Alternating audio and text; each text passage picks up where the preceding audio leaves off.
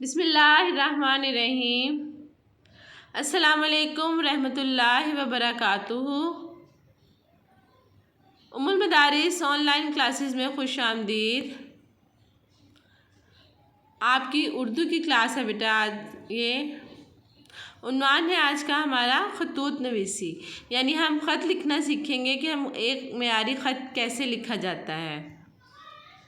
تاریخ آج کی 27 مئی 2021۔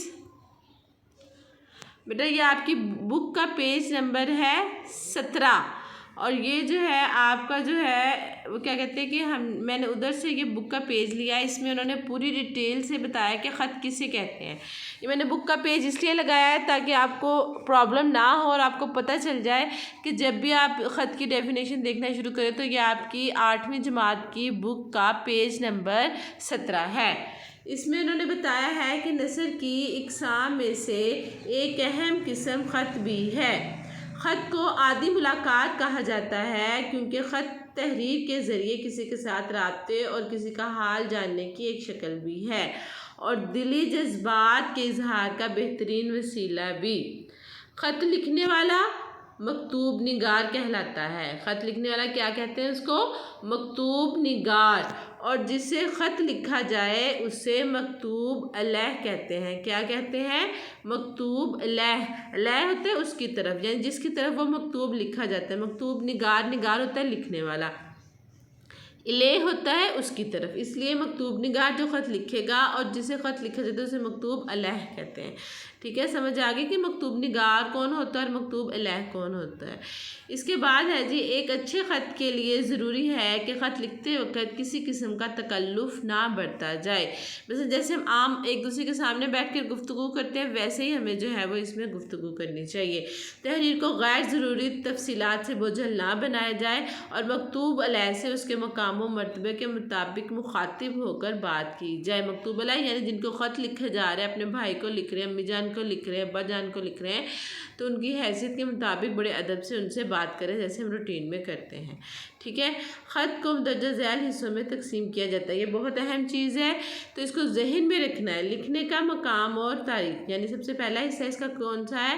لکھنے کا مقام، یعنی کہاں سے خط لکھا جا رہا ہے، اور تاریخ، یعنی دو حصے ہیں پہلے آئیں گے۔ پہلے سب سے پہلے لکھیں گے کہ ہم کہاں سے خط لکھ رہے ہیں، اور پھر اس کے بعد ہم تاریخ لکھیں گے۔ القاب ہے، القاب و آداب، یعنی القاب ہے، ہم کس القاب سے پکار رہے ہیں، خط لکھنے والے کو کیا کہیں گے، تو یہ خط کا دوسرا جو پہلے ہم پیارے ابا جان، پیاری امی جان، یہ القاب ہو گیا، اور السلام علیکم، آداب، یہ جو سارے ہیں آداب ہو گئے۔ ٹھیک ہے، اس کے بعد ہے خط کا مضمون، کہ ہم خط کیا لکھ رہے ہیں۔ تیسرا حصہ کیا آئے گا؟ خط کا مضمون۔ اب ہم اختتام کر رہے ہیں، اختتام کیا کریں گے کہ اختتام دعائیہ کلمات سے ہم جو ہے وہ اختتام کرتے ہیں۔ کسی بھی بات سے امی جان کو سلام، چھوٹے بہن بھائیوں کو پیار، اس طرح جو ہے ہم کر سکتے ہیں۔ ٹھیک ہے، اس کے بعد مکتوب نگار کا نام، 5واں حصہ کیا آئے گا؟ مکتوب نگار کا نام، اور 6واں حصہ کیا ہے؟ مکتوب نگار کا پتہ۔ یعنی ٹوٹل خط کے کتنے حصے بن گئے؟ خط کے 6 حصے بن گئے۔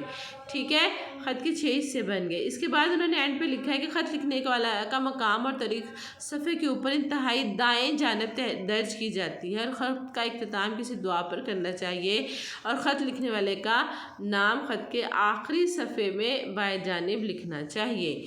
سمجھ آگے؟ یہ آپ کی بک کی ڈیفینیشن ہے بیٹا، جو میں نے آپ کو ڈیٹیل سے سمجھائی ہے۔ آپ دوبارہ بھی ادھر دیکھنا چاہیں تو یاد رکھیے گا کہ صفحہ نمبر 17 پہ یہ جو سارا آپ کو یہ جو ہے وہ مل جائے گا۔ ٹھیک ہے، پیج نمبر کیا ہے؟ Page number 17۔ یہ دیکھیں آپ کی ورک شیٹ ہے۔ سب سے پہلے آپ نے دن لکھنا ہے، پھر تاریخ لکھنی ہے، تو اس کے بعد جو ہے ہم نے سب سے پہلے ابھی ہم پڑھ کے ہٹے ہیں وہ چیزیں ہم نے ذہن میں رکھنی ہے۔ سب سے پہلے کیا ہے؟ مقام اور تاریخ۔ مقام روانگی کیا ہے اس کا؟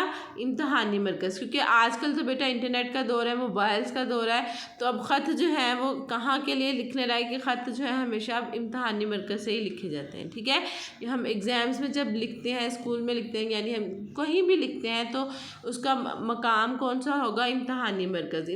کمرہ امتحان نہیں لکھنا، یہ غلط ہو جاتا ہے۔ امتحانی مرکز، آزمائش کا، اور یہ سارا کچھ جو ہے آپ امتحان گاہ، یہ 7ویں کلاس میں آپ کی بک کے اینڈ پہ ڈیٹیل سے یہ چیز سمجھائی گئی تھی، تو یہ دوبارہ جو ہے اس کو صرف ہم ایک دفعہ دیکھ رہے ہیں۔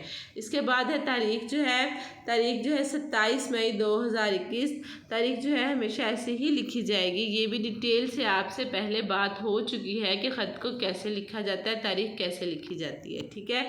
اس کے بعد جو ہے پیارے ابا جان، یہ آپ نے ندائیہ سائن، ادھر نہ کوئی کوما نہ کوئی فل اسٹاپ، کچھ بھی نہیں آنا، ادھر بس یہ ندائیہ سائن ایک ادھر آنا ہے اور السلام علیکم کے بعد جو ہے وہ ایک ندائیہ سائن ادھر آنا ہے، ٹھیک ہے۔ اس کے بعد ہے میں یہاں خیریت سے ہوں اور آپ کی خیریت کے لیے دعا گو ہوں۔ آپ یہ سن کر خوش ہوں گے کہ میں نے 7ویں جماعت کا امتحان پاس کر لیا ہے، اب میں 8ویں جماعت میں ہوں۔ اللہ کا لاکھ لاکھ شکر ہے کہ مجھے 8ویں جماعت کی، اللہ کا لاکھ لاکھ شکر ہے۔ اب مجھے 8ویں جماعت کی کتابوں، کاپیوں اور اسکول کی فیس کے لیے 5000 روپے کی ضرورت ہے، مہربانی فرما کر جلد از جلد بھیج دیں۔ امی جان اور باجی کو سلام، و سلام آپ کا بیٹا علی بھائی جی۔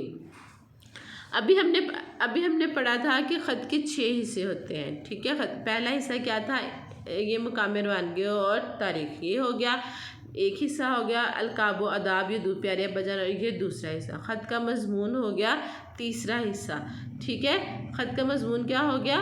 یہ تیسرا حصہ کہلایا۔ اور اس کے بعد دعائیہ اختتام کیسے کرنا ہے؟ ہم نے اختتام اس بات سے کیا، امی جان اور باجی کو سلام، یہ ہو گیا اختتامی حصہ، ٹھیک ہے۔ یہ نفس مضمون ہو گیا 1 2 3 اور یہ 4، یعنی ایک حصہ یہ ہو گیا، دوسرا حصہ یہ ہو گیا، تیسرا حصہ یہ ہو گیا، چوتھا حصہ یہ نفس مضمون ہو گیا، 5واں حصہ جو ہے یہ دعائیہ کلمات ہو گیا، اور 6واں حصہ جو ہے یہ اختتام ہو گیا کہ والسلام آپ کا بیٹا علی بھائی جی، ٹھیک ہے۔ سمجھ آ گئی؟ یہ پورا خط جو ہے آپ نے ورک شیٹ پہ جو ہے وہ حل کرنا ہے، ٹھیک ہے۔ اپنا بہت سارا خیال رکھیے گا، ٹھیک ہے۔ لیکن اس کے بعد جو ہے آپ نے ڈائری کیا ہے آج کی کہ خط کو ورک شیٹ پہ لکھنا ہے اور یاد کرنا ہے، ٹھیک ہے میرا بچہ۔